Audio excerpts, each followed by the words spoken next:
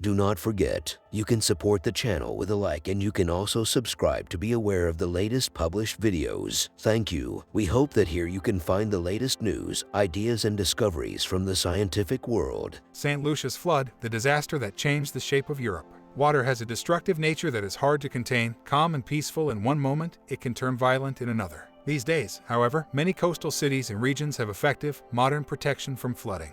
But what of the past? In medieval times, flood protection was crude at best and did little to stave off the utter destruction of the rising floodwaters. One of the most devastating floods in human history occurred in 1287 in the Netherlands. Known as St. Lucia's flood, it claimed thousands of lives and is a great insight into the vulnerability of coastal regions in ancient times. St. Lucia's flood, the great Dutch tragedy. For centuries, the Netherlands had the nasty reputation of being rather low-lying in comparison to the neighboring sea. That is why today, we know it as the land of many canals and equally as many islets and islands. However, not all is perfectly fine. This seaside nation is losing ground, and if the water levels continue to rise globally, many parts of this country will be forever lost under the sea. The current map of the country was not always so. In the early Middle Ages, there were many more exposed parts of the coast and many more extant villages near the sea. But one catastrophic event changed that forever. It was a major flood, instigated by a storm tide which happened exactly on the day of St. Lucia. A storm tide is a big threat in the North Sea. These are coastal floods connected with cyclone winds. And if all the parameters meet together, such as the timing of the tides, the path of the storm, or the depth of the sea, such a storm tide can truly wreak havoc. And in 1287 it did. St. Lucia's flood occurred on the 13th of December 1287 exactly on the day when the Dutch people celebrated the feast of St. Lucia. A terrible storm erupted, coinciding with the tides, and creating a catastrophic coastal flood. Immense areas of the coast were quickly swallowed by the water, entire villages and cities were submerged, with great destruction and loss of life. Accurate estimates of the period state that between 50,000 and 80,000 people perished in this flood. Low sandbanks and coastal dunes could not withstand the great wave of water and were eroded with ease. Entire plains were submerged, and those villages that were not swept away had to be evacuated.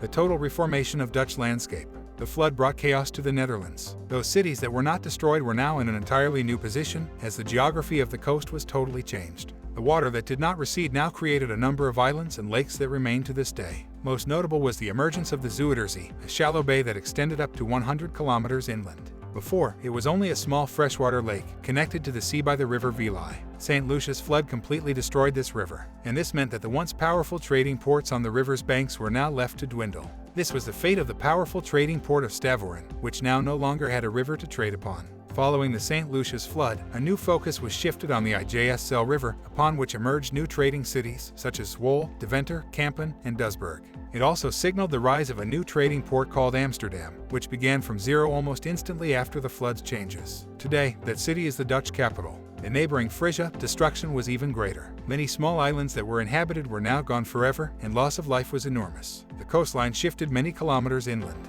For example, Harlingen, before the flood a landlocked city, suddenly found itself on the coast of the sea. From the flood onwards, the city became a port, and the nearby island of Greend, which had many inhabitants, a walled settlement, and a monastery, was entirely devastated, with only 10 houses left standing. Devastation across the North Sea. Holland and Frisia were not the only ones affected.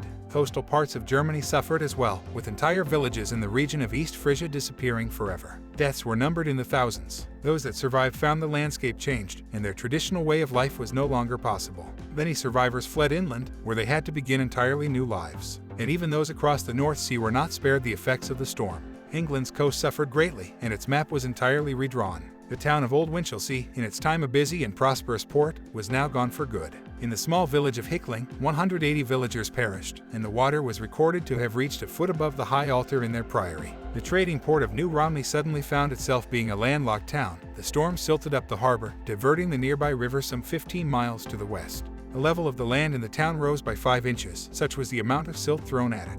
And in historic Hastings, the storm caused half of the cliff to tumble down, destroying great parts of the extant Norman castle. The town's days as a busy port were over ever since, as the protective inlet was wiped away by the storm. One of England's major ports, Dunwich, began its rapid decline around this time. The storm of 1287 was the final nail in its coffin. Coastal erosion and flooding ended its days as a leading coastal town. The river, which was its lifeline, shifted several kilometers to the north. Dunwich was gradually abandoned ever since, and is now a simple village of 180 inhabitants, where once it had over 3,000.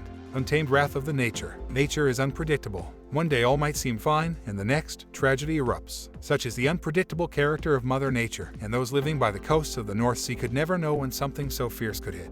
In 1287, their fears came true. It can be safely said that St. Lucia's flood is one of the biggest catastrophes in the history of Europe.